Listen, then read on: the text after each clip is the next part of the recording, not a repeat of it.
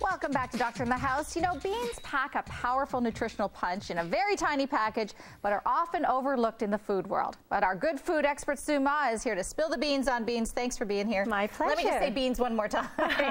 So who knew there'd be so many beans? I had no idea. There's so many different types of beans, and pretty well every culture uses beans in their diet in some way or another. Are all beans created equal? All beans are pretty much created equal, but there are some beans that have a bit more calcium, so Okay. I'll point those out to you. All right, let's go. We'll start here with the kidney beans. Red kidney beans, light red kidney beans, white kidney beans, they're a great source of calcium.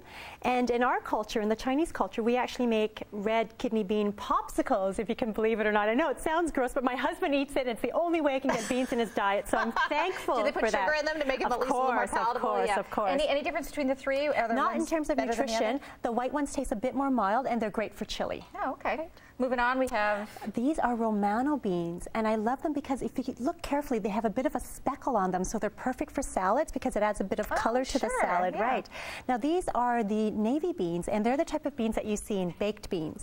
They're usually covered with tomato sauce. Right, and but they explode when you cook them, I'm They do, guessing, and they absorb any flavor, and they're called navy beans because in the 1800s, the U.S. Navy lived on these beans, basically. Is that right? That's true? That's why they're called navy beans? That's why. Okay, chickpeas I'm very familiar with, also known as garbanzo beans, Also correct? known as garbanzo beans. Okay, now I've had issues with chickpeas in my diet. Right. You know, I don't know. I mean, all right, let's dispel the myth right now. Do beans give you gas? Well, beans contain something called oligosaccharides, and that's a type of carbohydrate or sugar that doesn't get digested in the body.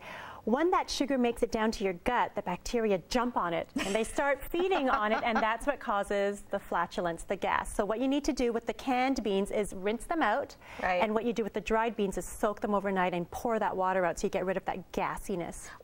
Are canned beans better than dried beans? Or is there a nutritional value in one over the other? Canned beans are so much more convenient, like the chickpeas, for example. Right. If you used dried chickpeas, it would take forever to cook, so the canned ones are convenient, but they contain a lot more sodium than the dried beans. So you have to rinse it out, not only for the gas, but also for the sodium. Yikes. Okay, lima beans also get kind of a bad rap in the bean world, because when you think of like foods you don't like as a kid, lima beans usually comes up. They have a nice buttery flavor, and I like them. These are the large lima beans, and these are the baby lima beans.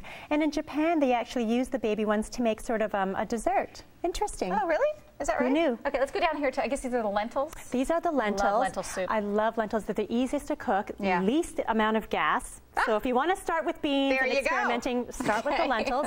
The red lentils turn yellowy when you cook them, and they get a bit mushy, so put them in towards the end of your cooking so they don't get too mushy. The green ones hold their shape a little bit better. And are these all peas? They're all different types of peas. The only way I ask is I saw the green ones and then the black-eyed peas I recognize. Exactly, they are peas. So these are the whole yellow peas. These are the split yellow peas, whole green, split green. The whole peas, you need to soak them overnight. Otherwise, you know, it takes forever to cook. Right. But the split ones, you don't have to soak. So if you're in a pinch for soup or whatever, use the split ones. Black-eyed peas, look how fabulous they look. They're beautiful in a salad, beautiful in a soup. Sue's a woman who loves her job. Let me tell you that very job. much. Beans, peas, all this stuff, very good for you. Thank you so much for being here. Really appreciate it. We are going to go to break, and Dr. Dave's up right after the break, and he's going to answer your questions. Stay with us.